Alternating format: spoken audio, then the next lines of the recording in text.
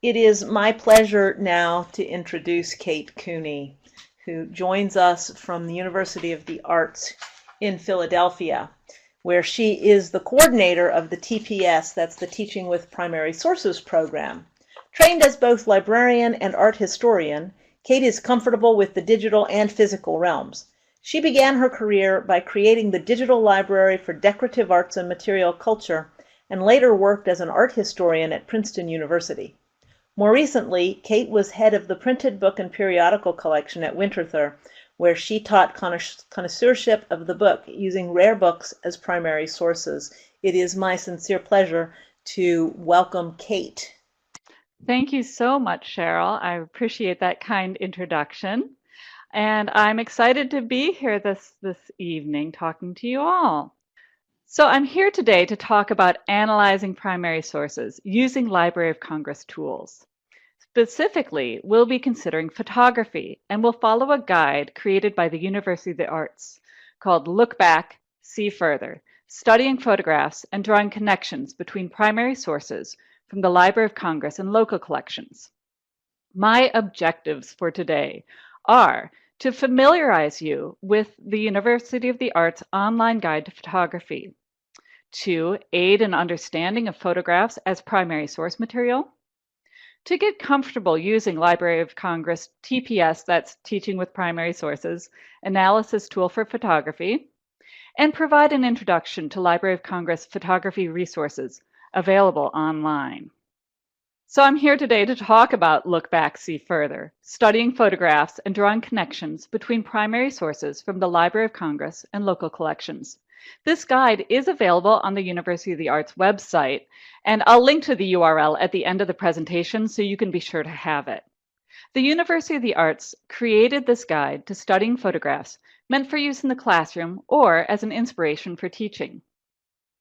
The guide is intended to help users build visual literacy skills using photography as the medium.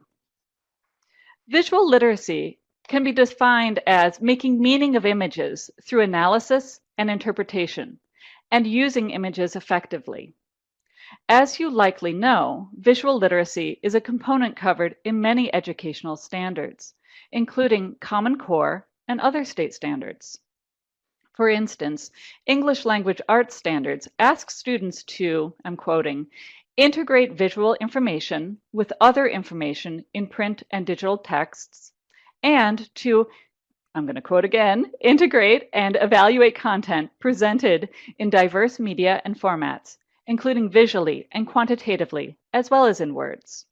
So we're going to focus on the first part of our definition, making meaning of images through analysis and interpretation. The guide, Look Back, See Further, can be used to help develop the visual literacy skills of looking, describing, and evaluating content. Using historical photographs in the classroom is a great way to spark inquiry and build visual literacy skills. My goal today is to have us look at photographs as sources in and of themselves, rather than as illustrative material. We are not going to take an idea and then find photographs to illustrate that idea. Instead, we're going to look at photographs and see what questions and ideas those images raise. So here's what I'm on the hook for this evening. First, I want to briefly give you the context in which the guide was created. Then, I will discuss analyzing photographs using the TPS Analysis Tool. From there, we will delve into looking at three different types of images together: a portrait, a street scene, and a recreational image. Through analyzing these images together, we will see how looking at art, and specifically photography, can lead to discussions and investigation of larger issues. Finally, I will do a brief exploration of Library of Congress photograph collections of interest to educators. So the University of the Arts joined the Library of Congress's TPS Educational Consortium with the goal of connecting teaching and learning to the arts. By using the arts, visual art, music, literature, theater, dance, architecture, and on, students can investigate how humans use creative activity to express, celebrate, explore, and question their individual, cultural, and national identity and history, their place in the universe. The arts provide a medium for exploring history, science, language, mathematics, philosophy. You get the idea. It goes on and on. For the TPS program, we developed week-long courses in which teachers would engage with various media as primary sources. And teachers find it engaging and exciting to work with something that's both pervasive in our popular culture, as photography is, but also an artistic medium with a century and a half of history. From this course, we made a printed guide to studying photographs for use by teachers and students in the classroom. This guide is available online as a PDF via the UArts TPS website, and it's in the teacher resources section. So again, we'll link to it at the end. I just want you to be aware that it is out there for you. We wanted the guide to act as a model for what teachers might do in their classroom, including the idea of connecting the library's online resources to resources available to teachers in their local collections. The guide connects primary sources from the Library of Congress collections to objects in the collection of the Library Company of Philadelphia. Our thought was that the guide could be printed out and used in the classroom or used online. Teachers can work through the exercises with students at a variety of grade levels, or they can look at the guide on their own and use it as a model for analyzing other images that might be of interest. So let's jump right in to looking at and analyzing images. I'm going to model the method with this image and then talk about the TPS Analysis Tool. So here's where I'm going to ask you to start participating. We're going to take a look at this image, and we start by describing exactly what we see. So take a good bit of time to look at the image and describe what you see. You don't have to try to be clever or astute. You just have to look. There's no training required for this, just the time and the willingness to stick with it. So I'm going to set a timer for 30 seconds so we can just sit and look at this image.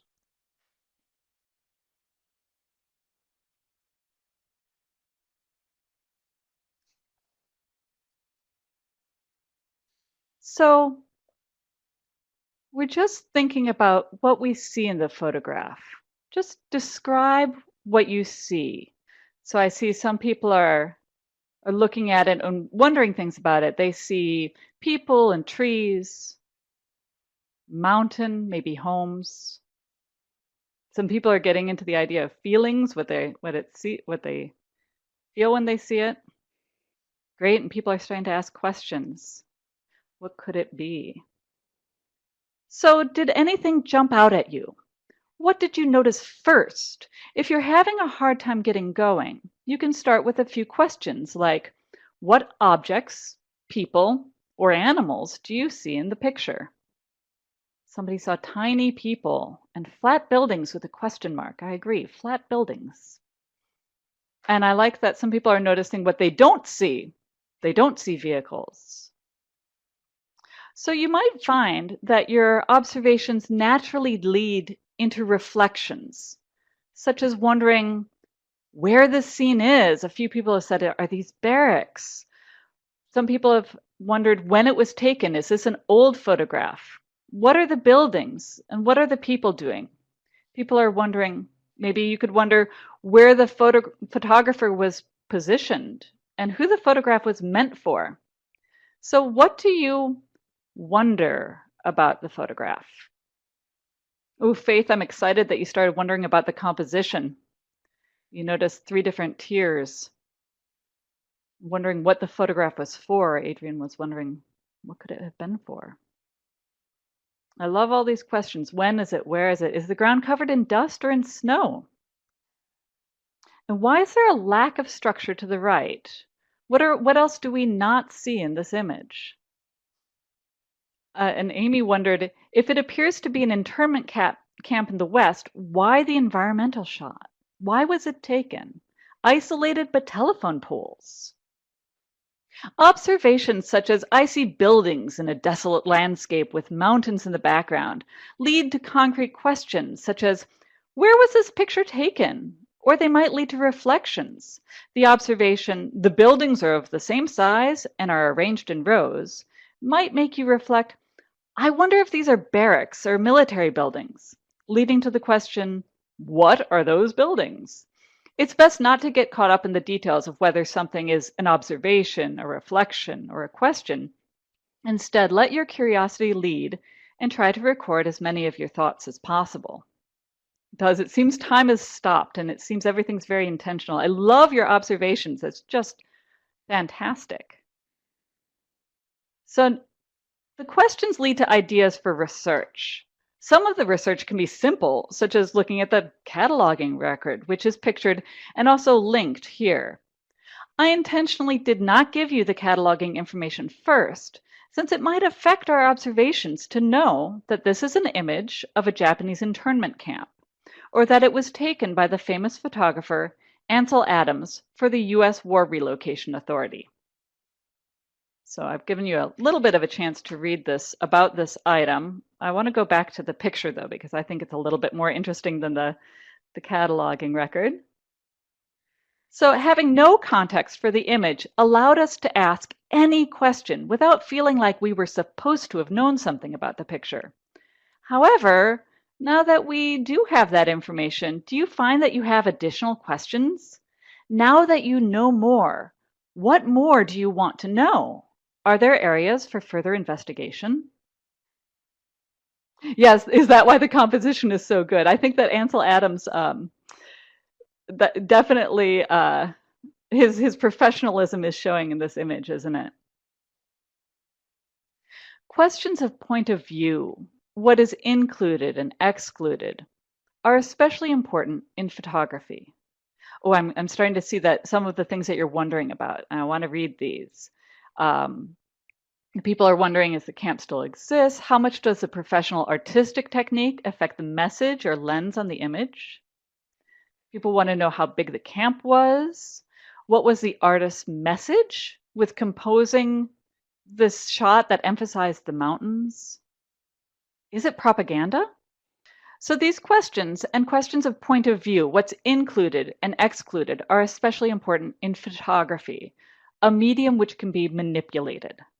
For instance, I see that somebody's noticed that there are no fences around the camp. You might wonder, if this is an internment camp, why don't we see fences? Why don't we see barbed wire, armed guards? Where was Adams when he was taking this picture, right? Where's he situated? Well, a little research informed me that Adams was instructed not to include things like the fences, the barbed wire, the armed guards in his photos of the camp.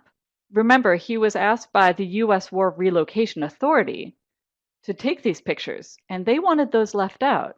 Adams actually took this photograph from the top of a guard tower, which not only gave a panoramic view of the camp, but ensured the trappings of confinement would be excluded from the image. How an image was made is also an important consideration when looking at photography. The technology itself affects the resulting image.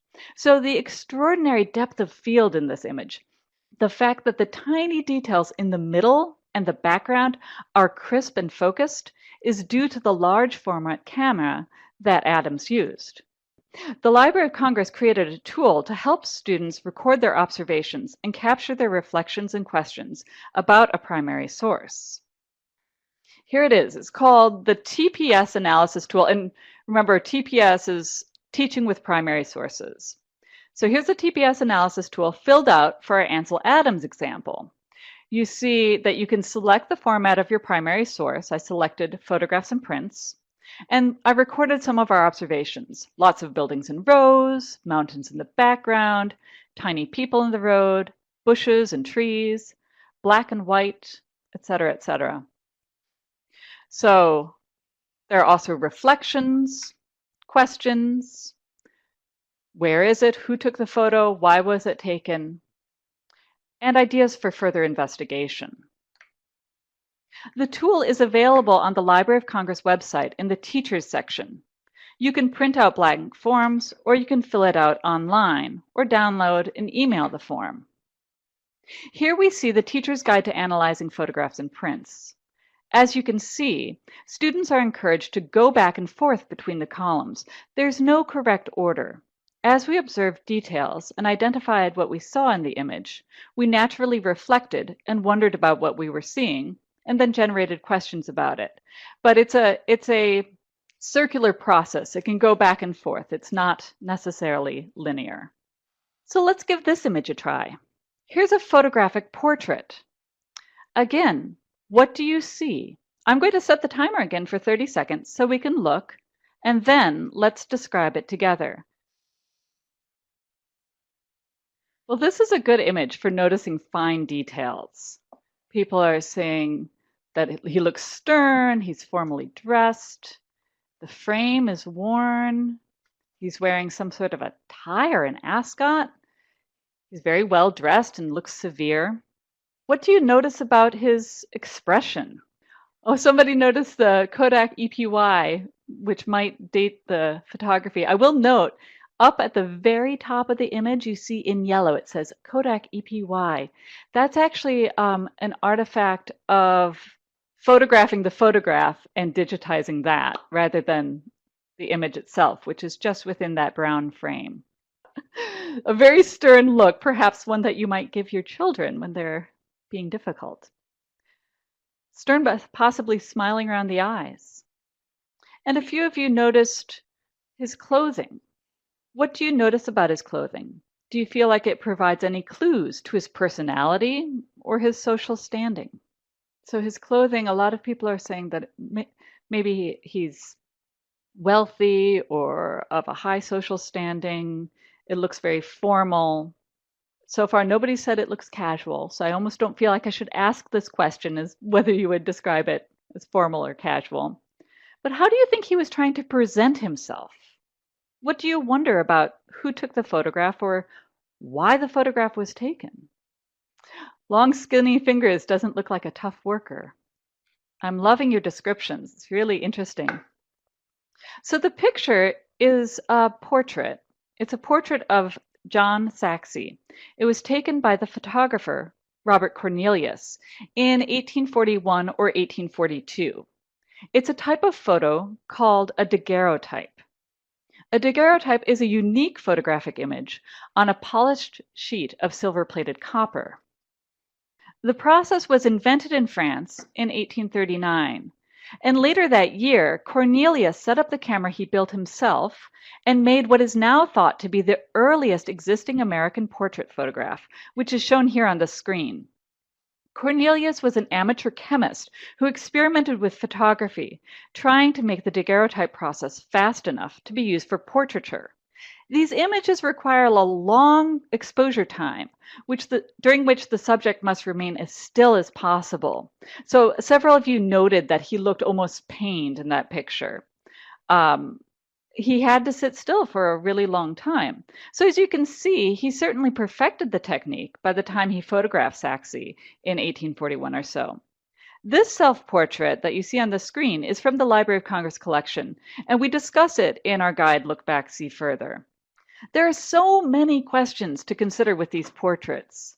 You can think about how you would compare Cornelius's self-portrait or his portrait of Saxe to the selfies and pictures of friends that we take today. Somebody mentioned earlier that the picture looked like it might have been small, and in fact it was. It makes you wonder, who is the audience for a single 2.5 inch by 3.25 inch daguerreotype? Well, who's the audience for a selfie that somebody posts on Instagram? Cornelius opened Philadelphia's first daguerreotype studio.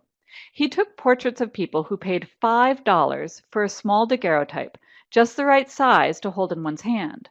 The images were slow to make and expensive to purchase.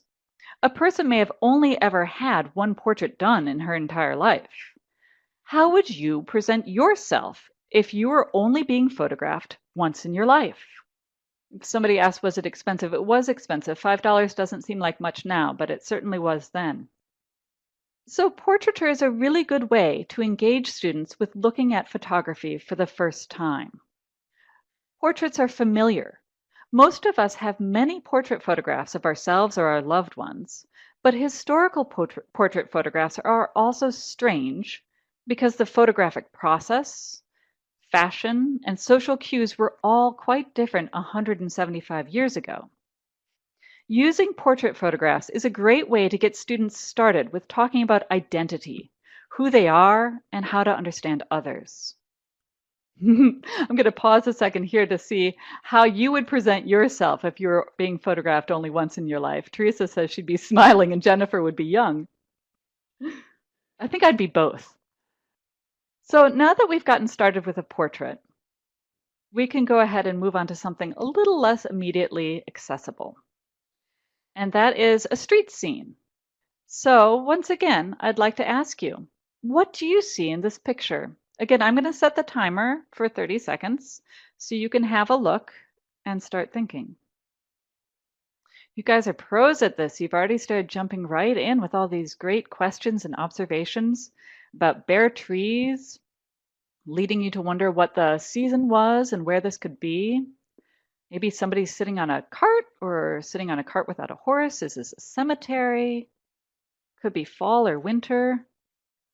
Oh yeah, the shadows could tell you what time of day it is. So building on your knowledge from the portrait, could you describe the photograph? Are there any clues in the color, tone, surface marks that give you ideas as to how the image was made or how old it might be? The clothing could date the photograph, somebody said, and somebody's noticed maybe this is another daguerreotype, maybe that's some silvering. Noticing the change in tone, it's kind of a sepia color. Well, the title tells us that this is the entrance to Independence Square, Philadelphia. It was taken between 1840 and 1856, so we really don't know exactly when, but we have a span of dates. So looking at the image, what do you wonder about the place? What do you wonder about the connection of the people in the image to the place where they're photographed? Since we know a little bit about daguerreotypes now, we know that it was made at a time when photography was neither common nor easy. We can assume that the choices of location, subjects, and their poses are all deliberate. And people are wondering why there's a gate. If this is Independence Square, why is there a gate? Is the gate locked? Well, here's what I believe is the same place today.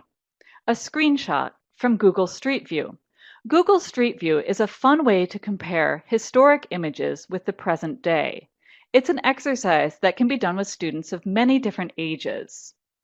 And it's really fun, and sometimes it's easy, and sometimes it's really hard because buildings change and street layouts change. This one was a little hard to nail down, but I think I got the right place. And Teresa's been there. Wonderful.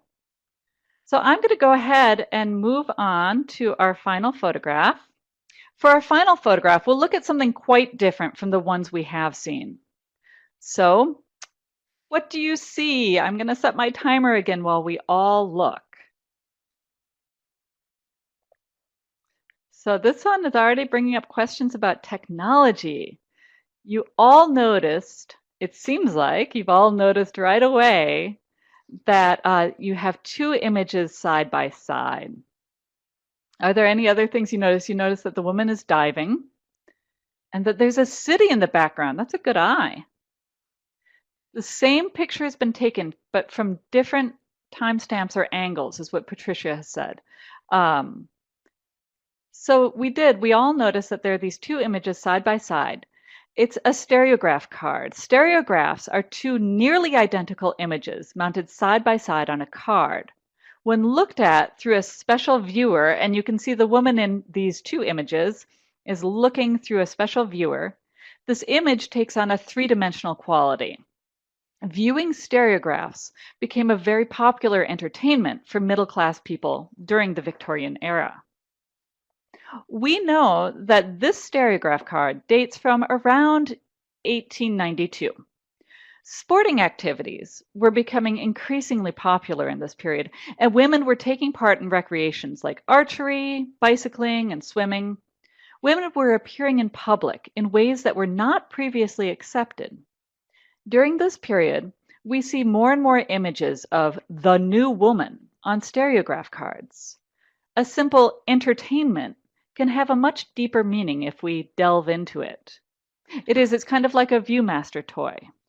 So I only have a brief time left. I would love to just talk about stereograph cards and all your great observations because you've been so engaged. It's really fun. But I should talk about the vast photographic resources that are available at the Library of Congress. There are more than 1 million items from the Prints and Photographs division available online. So let's just talk about a few related to today's presentation. I would like to encourage you to explore the library's Prints and Photographs division. It is a treasure trove. Our first image, way back 40 minutes ago almost, came from the collection of Ansel Adams' photographs of Japanese American internment at Manzanar. This is a collection of about 200 images, mostly portraits, that Adams took at the camp in 1943. In addition to the portraits, the collection documents daily life at the camp. Adams himself donated the collection to the library, stating that the purpose of his work was to show how the Japanese Americans at the camp overcame what he saw as a great injustice by building themselves a meaningful life, despite losing their property and livelihoods and being isolated in a remote environment. An excellent essay accompanies this collection and can be accessed in that Articles and Essay tab under the collection title. And here's the book that Adams published with these images. It's called Born Free and Equal, and it's available in digital form on the library site. And I just wanted to show another example from the collection. Here are 3 school children. The Robert Cornelius portrait of Saxe, his self-portrait, and the Philadelphia street scene are all in the library's collection of daguerreotypes. Most of the 700 or so items in the daguerreotype collection are portraits, such as this one of a man named Edward J. Roy, but as we saw, there are also some street scenes and landscapes, as well as reproductions of works of art. Diving Woman came from the library's collection of stereograph cards. We've already discussed the technology of the stereo card. The fact that the library had more than 52,000 of these cards is a testament to their popularity as an entertainment. More than 8,000 are available in digital form and may be searched online. Stereo cards were first produced in the United States in 1851 and remained popular through the early part of the 20th century. They are excellent for studying popular culture, historic scenes and places, including things like events such as the San Francisco earthquake of 1906.